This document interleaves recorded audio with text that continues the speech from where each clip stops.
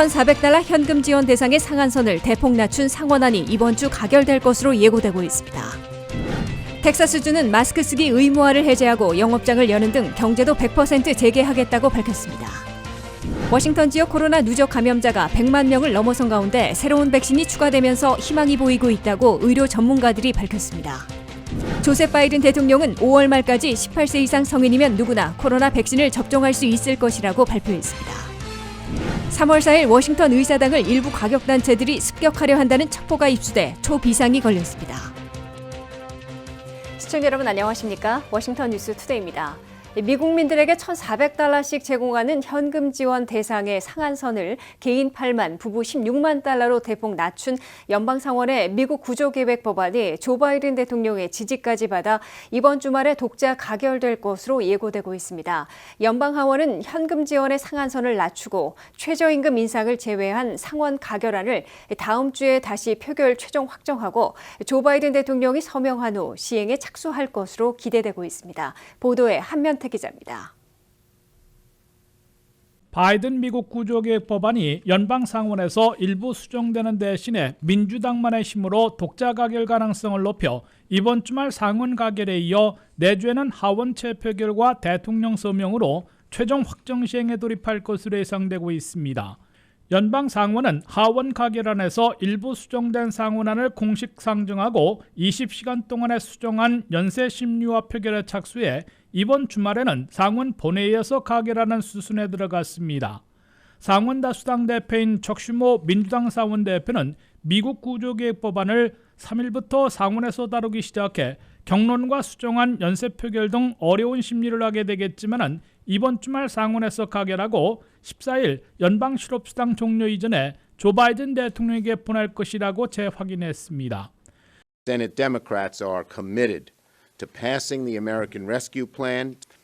We're on track to send the American Rescue Plan to the President's desk before the expiration of the enhanced unemployment benefit, which occurs on March 14th.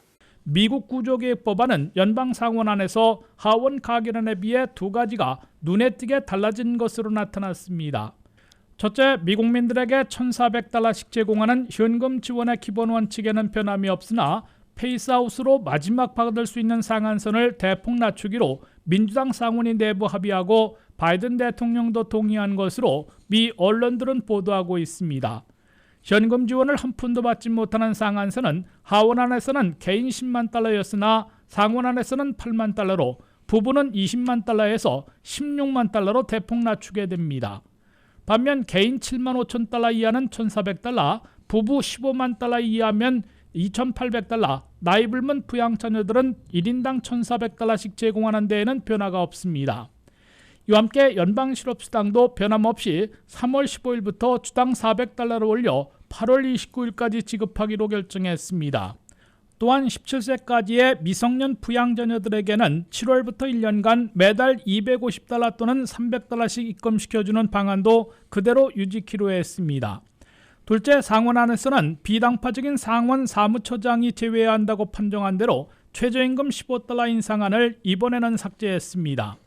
민주당 상원의원 50명을 탄압시켜 부통령의 캐스팅 보트로 독자 가결하기 위해 민주당 내부와 백악관까지 사전 합의한 내용이어서 일사천리로 이번 주 상원 가결, 내주 하원 재표결과 대통령 서명으로 확정 시행될 것으로 굳어지고 있습니다. 그럴 경우 가장 먼저 미국민들은 연 조정소득이 개인 $7만 5천 달러이면 $1,400, 부부 $15만 달러 이하면 $2,800, 나이 불문 부양자녀 1인당 $1,400를 포함하면 통상적인 4인 가정에서 $5,600를 3월 15일 전후에 은행 계좌로 입금받게 될 것으로 예상되고 있습니다. WKTV 뉴스 한면택입니다. 텍사스주가 마스크 착용 의무화를 해제했습니다. 텍사스 내 모든 영업장을 여는 등 경제도 100% 재개할 예정입니다. 텍사스주는 백신 배포 속도가 빨라지고 코로나로 인한 사망률도 크게 떨어져 이 같은 결정을 내렸다고 밝혔습니다. 여러 주에서 경제 제재 움직임이 가시화하면서 경제 회복을 기대하는 반면 일각에서는 변이 바이러스에 대한 우려가 큰 상황에서 이 같은 완화 조치는 코로나 감염 재증가로 이어지지 않을지 우려하고 있습니다. 보도에 박남주 기자입니다. 론스타 스테이트로 불리는 텍사스주의 행보가 심상치 않습니다. 캘리포니아를 제외하고 미국에서 두 번째로 큰 텍사스주가 각종 경고에도 불구하고 어제 마스크 의무 착용 명령을 해제했습니다. 이뿐만이 아닙니다. 인구 2,900만 명의 텍사스주는 모든 영업장의 문을 열어 그간의 경제활동 제한도 100% 해제합니다. MBC 뉴스에 따르면 보건당국자들이 아직 경계를 늦추지 말라는 탄원에도 불구하고 텍사스는 마스크 의무 착용을 해제한 가장 큰 주가 됐으며 미국 전역의 다른 주지사들도 코로나19 제한을 완화하기 위한 움직임에 동참하고 있다고 보도했습니다. 공화당 소속인 에보트 텍사스 주지사는 마스크를 의무적으로 쓰지 않아도 되는 것이 개인적인 책임까지 면하게 하는 것은 아니라면서도 마스크 의무 착용 명령은 더 이상 필요하지 않다고 강조했습니다. 미시간과 미시시피, 루이지애나 주지사도 샌프란시스코와 마찬가지로 레스토랑 등의 방역 조치를 완화했습니다. 미시시피주도 현재 코로나 바이러스의 확산을 늦추기 위해 시행했던 마스크 의무 착용 명령을 없애고 식당 내 좌석수 제한도 완화하고 있습니다. 역시 공화당 소속인 리브스 미시시피 주지사는 어제 기자회견을 갖고 지금까지 미시시피의 82개 카운티 대부분은 수개월 동안 마스크 의무 착용 명령을 받았으나 최근 몇 주 동안 바이러스로 인해 입원한 사람들의 수가 감소했으며 예방접종자 수도 빠르게 증가하고 있다며 방역 조치 완화 배경을 설명했습니다.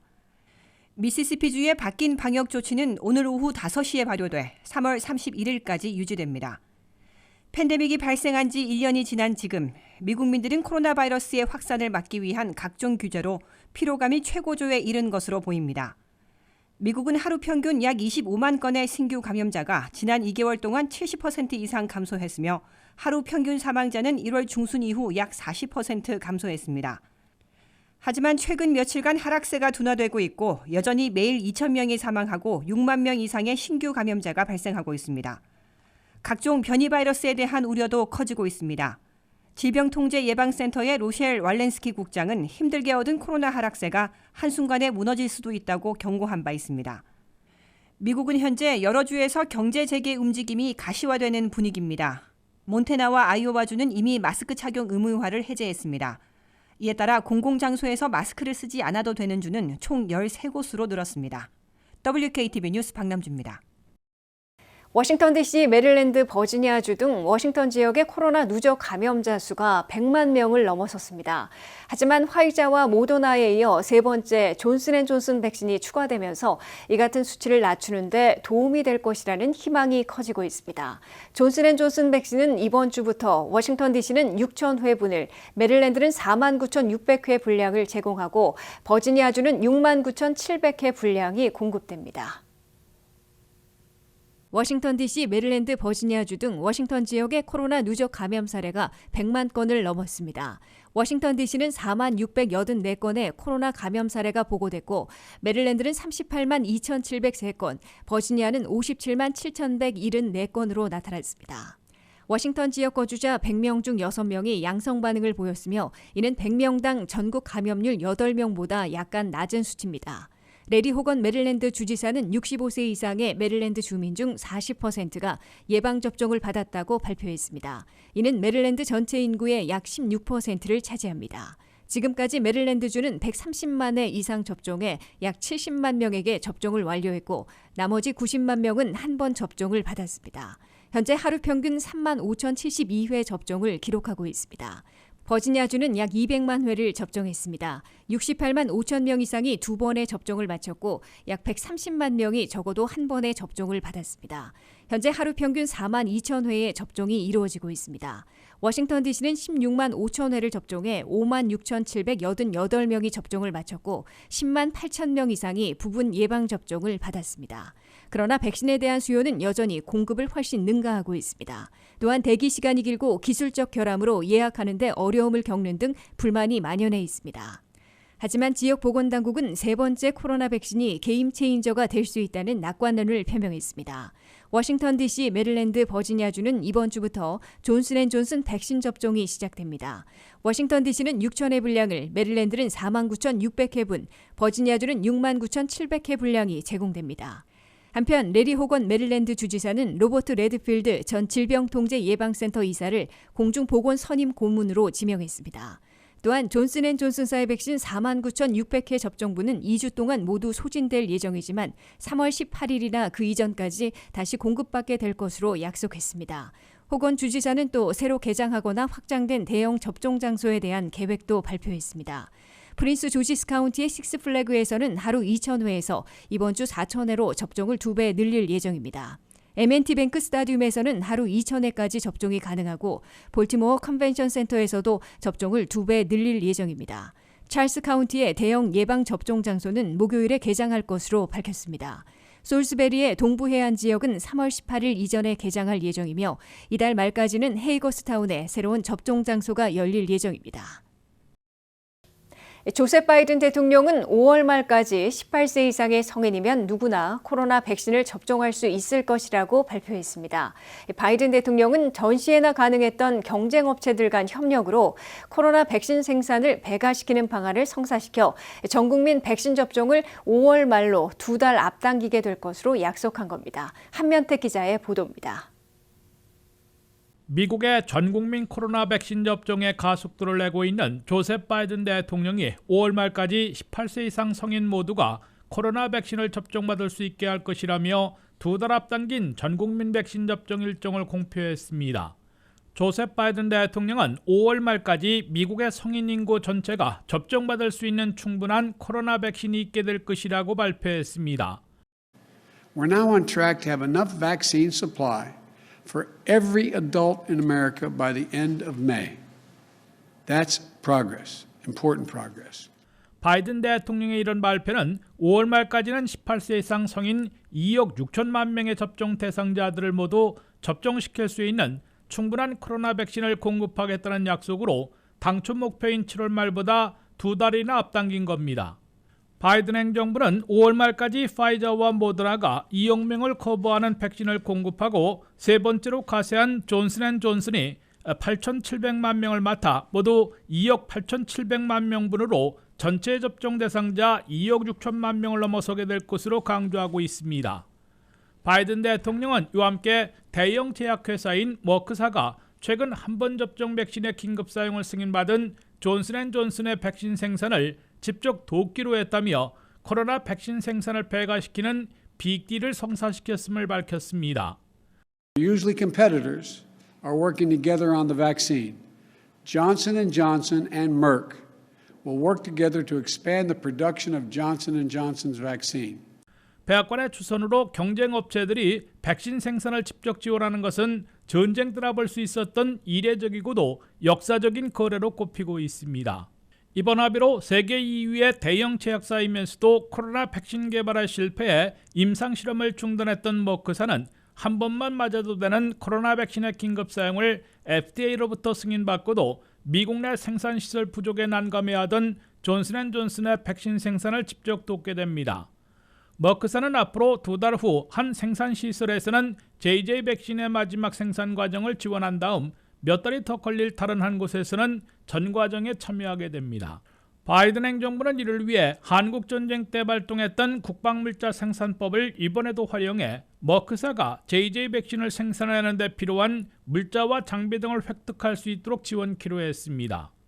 존슨앤존슨은 2일부터 접종을 시작한 첫째 주에는 390만 개 코로나 백신을 배포했는데 전량 네덜란드에서 생산해 미국으로 가져온 겁니다. 존슨앤존슨은 3월 말까지는 당초 1회 접종 백신을 3,700만 개 공급키로 했으나 생산시설 부족으로 2천만 개에 그칠 상황에 빠졌다가 머크사의 생산 지원으로 따라잡기 시작해 5월 말까지 8,700만 명분을 공급하게 될 것으로 밝히고 있습니다. WKTV 뉴스 한면택입니다. 과거에 대통령 취임식 날이었던 3월 4일에 맞춰 워싱턴 의사당을 민병대들이 습격하려 한다는 첩보가 입수돼 초비상이 걸렸습니다. 이른바 퀴어넌 음모론자들은 3월 4일 도널드 트럼프 전 대통령이 다시 백악관에 복귀할 것이라는 설을 널리 퍼뜨려 왔는데 일부 과격단체들이 의사당 습격을 모의한 것으로 알려지고 있습니다. 김지수 기자의 보도입니다. 정권 교체가 이뤄진 지 40여일 만에 미국의 수도 워싱턴 DC에 정치폭력 우려 때문에 다시 한번 초비상이 걸리고 있습니다. 연방의회경찰, FBI, 국토안보부 등 보안당국은 일부 민병대들이 3월 4일 연방의사당을 습격할 위험이 있다면서 비상령을 발동하고 경계태세를 한층 강화하고 있습니다. FBI와 국토안보부는 각 지역 사법당국에 내려보낸 블러틴을 통해 3월 4일에 맞춰 의사당 공격을 모의하는 첩보가 입수됐다고 경고했습니다. 이들 과격단체들은 의사당 습격뿐만 아니라 민주당 의원들을 제거하겠다는 위협까지 하고 있는 것으로 연방당국은 밝히고 있습니다. 이에 따라 워싱턴 DC에서는 일부 민병대 과격분자들이 무장까지 하고 몰려와 1월 6일에 못지않은 연방의사당 점거와 난입을 시도할 가능성에 초비상이 걸렸습니다. 의회 경찰은 성명을 통해 우리는 일부 과격분자들이 의사당과 연방 의원들에 대한 잠재적 위협이 있다는 첩보를 매우 심각한 것으로 간주하고 철저히 대비하고 있다고 밝혔습니다. 의회 경찰은 우리는 이미 철책과 같은 보안 조치들을 업그레이드 해놓고 있고 경찰 인력도 증강했다며 어떠한 공격이나 테러 위협에도 대처할 태세를 갖추고 있음을 강조했습니다. 3월 4일은 초대 조지 워싱턴 대통령 이후 1933년까지 거의 모든 역대 대통령들이 취임식을 가진 날입니다. 최고보안 Q등급을 가진 익명의 전직 정보요원에서 비롯된 QAnon으로 불리는 극우 음모론자들은 이번 3월 4일에 도널드 트럼프 전 대통령이 다시 대통령에 취임하고 백악관에 복귀할 것이라는 음모론을 널리 퍼뜨려왔습니다. 이날에 맞춰 워싱턴 연방의사당을 난입하는 것은 물론 민주당 의원들까지 해칠 것을 위협하고 있는 것이어서 연방당국이 바짝 긴장하고 있는 것으로 해석됩니다. 더욱이 민병대들은 총기로 무장까지 하고 몰려들어 내부 테러, 폭력 사태를 일으킬 수 있어 긴장이 고조되고 있습니다. 보안당국은 민병대로 보이는 극우 과격단체원들이 워싱턴 DC 안으로 아예 들어오지 못하도록 항공기와 열차 등 장거리 여행 수단부터 차단하는 작전을 전개하고 있는 것으로 알려지고 있습니다. 또한 워싱턴 연방의사당과 백악관 주변에서 검문 검색을 강화해 무기를 소지한 과격단체원들을 포착해내는데 총력전을 펴고 있는 것으로 관측되고 있습니다. WKTV 뉴스 김지수입니다.